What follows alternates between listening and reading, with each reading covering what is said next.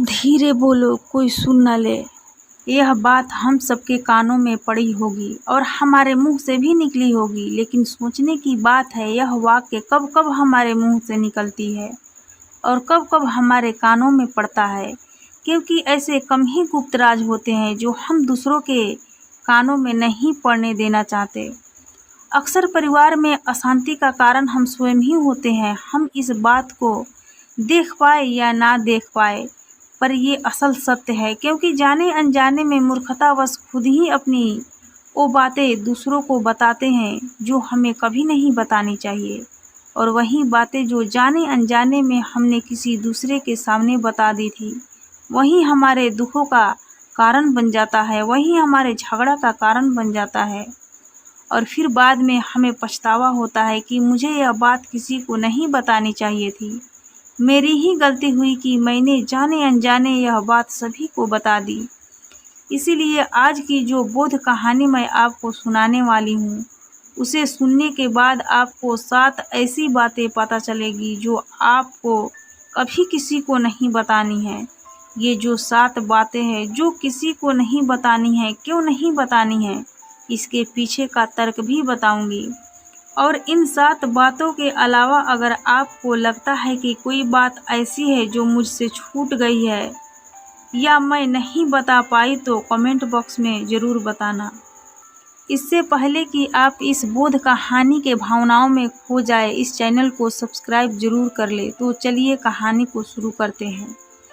एक समय की बात है, एक नगर में रिंकू नाम का एक युवक रहता था। वह युवक बहुत ही गरीब था, कुछ पैसा नहीं था उसके पास, 2 वक्त की दाल रोटी भी उसे बड़ी मुश्किल से नसीब होती थी।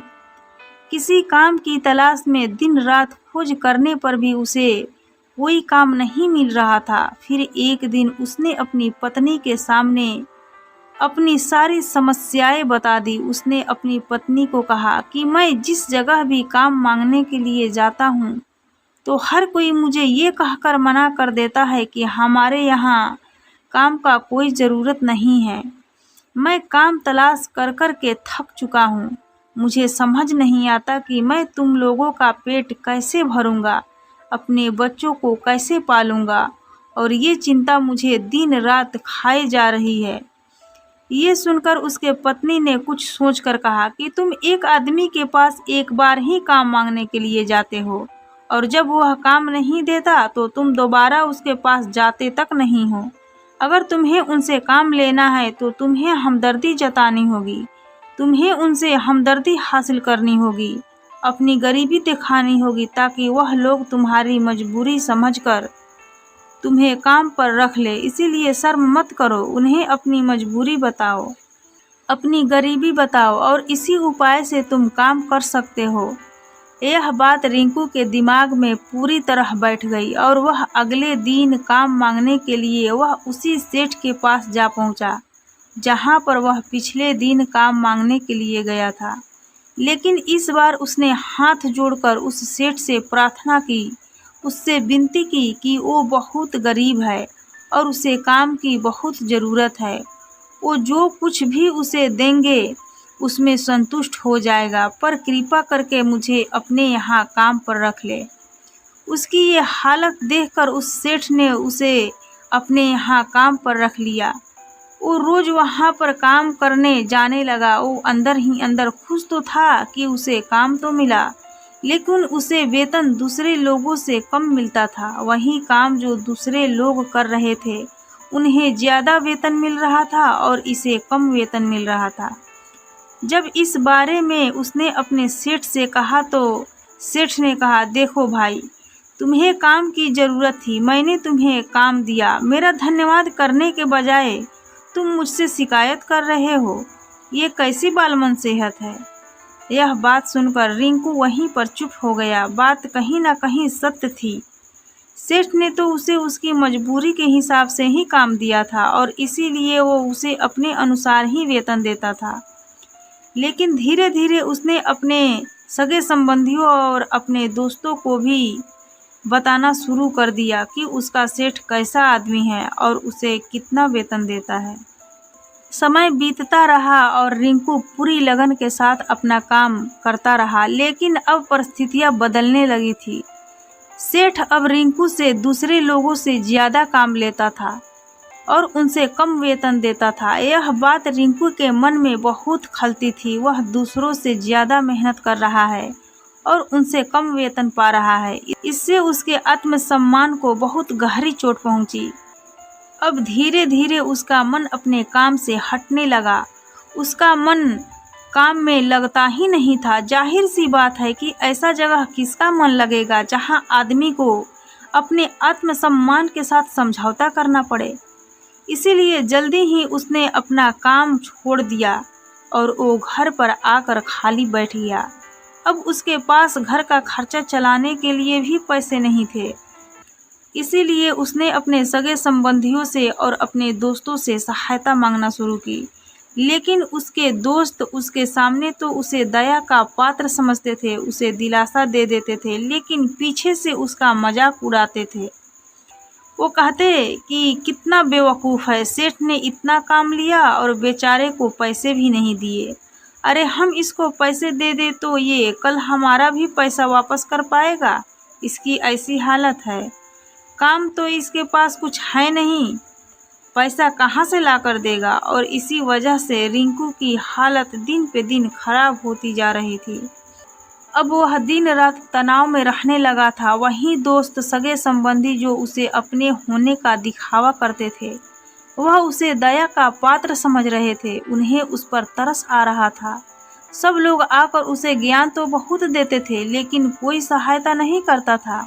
अक्सर ऐसा ही होता है, ज्ञान देने वाले तो बहुत मिल जाते हैं, लेकिन मदद करने वाले, उंगली पकड़कर हाथ पकड़कर आगे चलाने वाले कितने लोग मिलते हैं।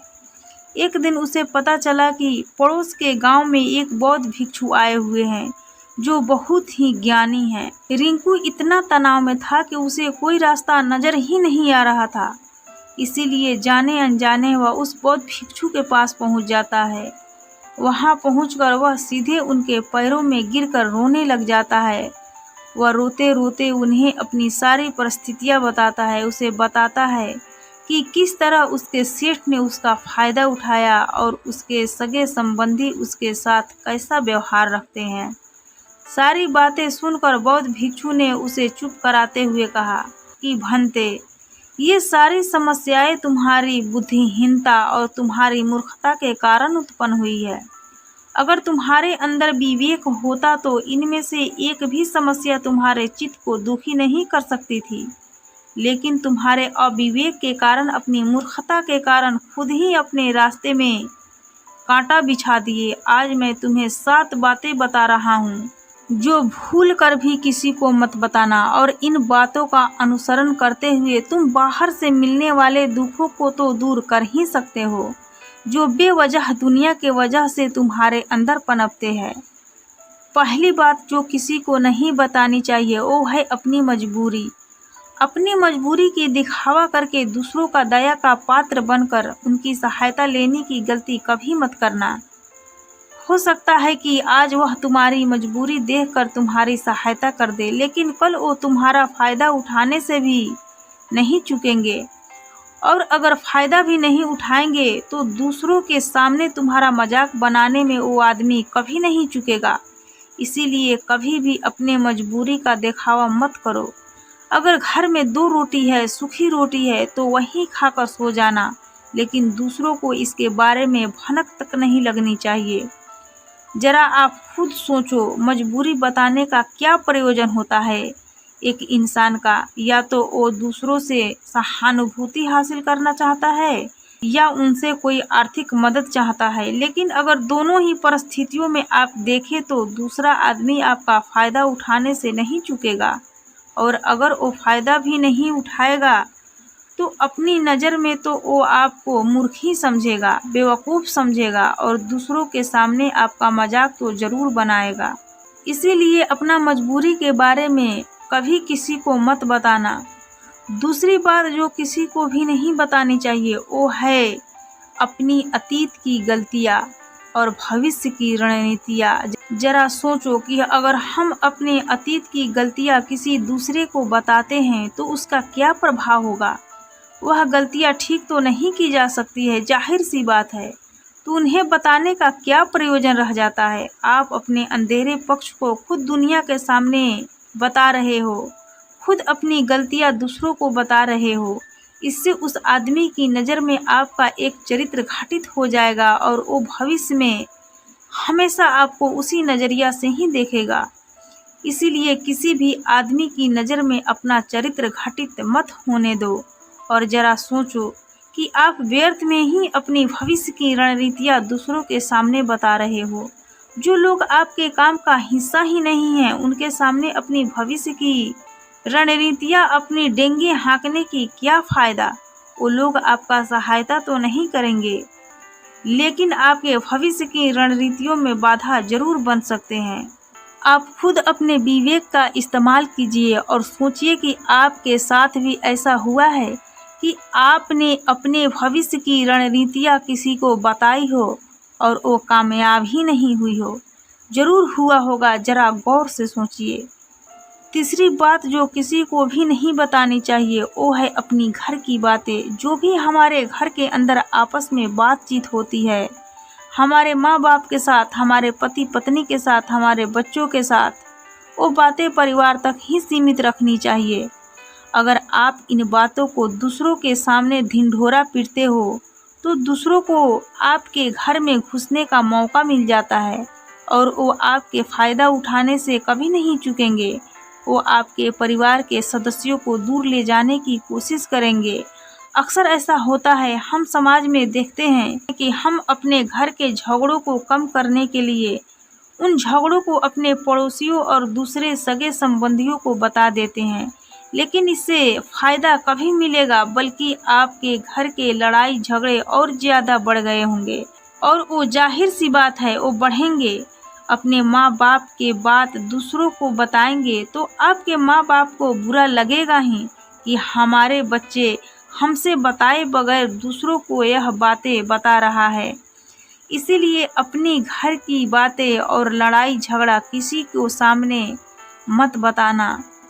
चौथी और अगली बात जो मैं आपको बताने जा रहा हूँ, जो किसी को नहीं बतानी चाहिए, वो सुनने पर अजीब लग सकती है, लेकिन उसका सत्य भी मैं आपको एक तर्क के माध्यम से दूंगा। मैं कहता हूँ कि आमदनी किसी को मत बताना।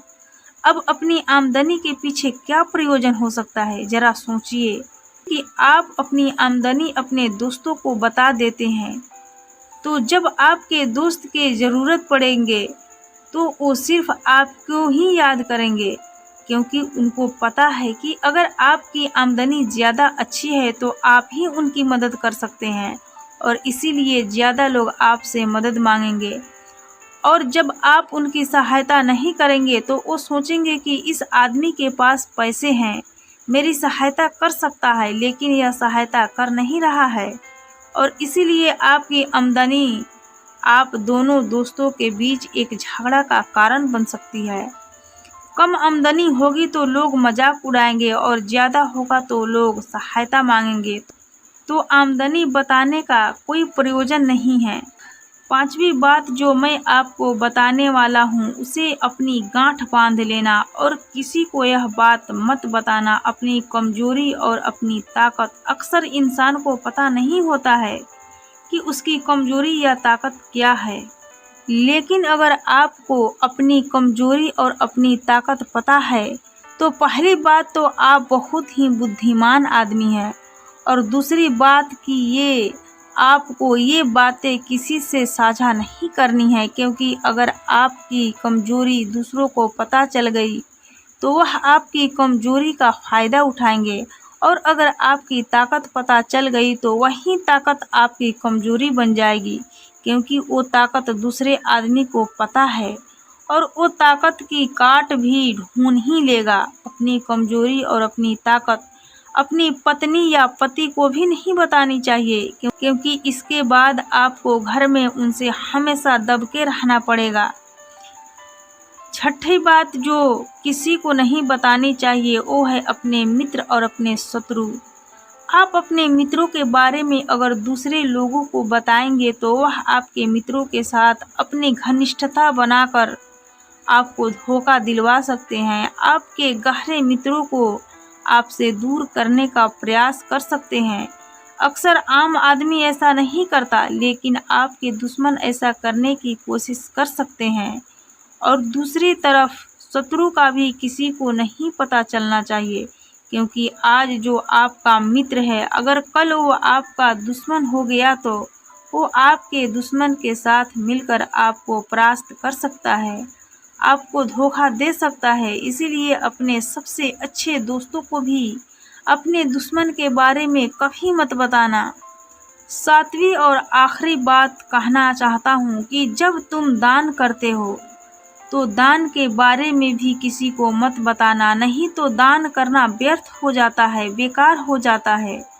जब आप अपने दान का ढिंढोरा पीटते हो तो आप ये बता रहे हो कि मैं कितना बड़ा दानवीर पुरुष हूँ, और यह आपके अंदर एक अहंकार निर्मित करेगा। इसलिए दान गुप्त रूप से किया जाए तो उतना ही अच्छा होता है, उतना ही फलदायी होता है। जब आपका बायां हाथ दान कर रहा हो तो दायां हाथ को भी पता ना चले कि बायां हाथ दान कर रहा है। ये 7 बातें जो बौद्ध भिक्षु ने रिंकू को बताई, इनमें संसार के सभी सिद्धांत छिपे हुए हैं। इन बातों के अनुसरण करते हुए आप अपने घर में सुख शांति बना सकते हैं और घर के झगड़ा हमेशा के लिए दूर कर सकते हैं। आप इन बातों के बारे में अपने विवेक से भी सोचेंगे तो आपको यह बातें सच मालूम पड़ेंगे।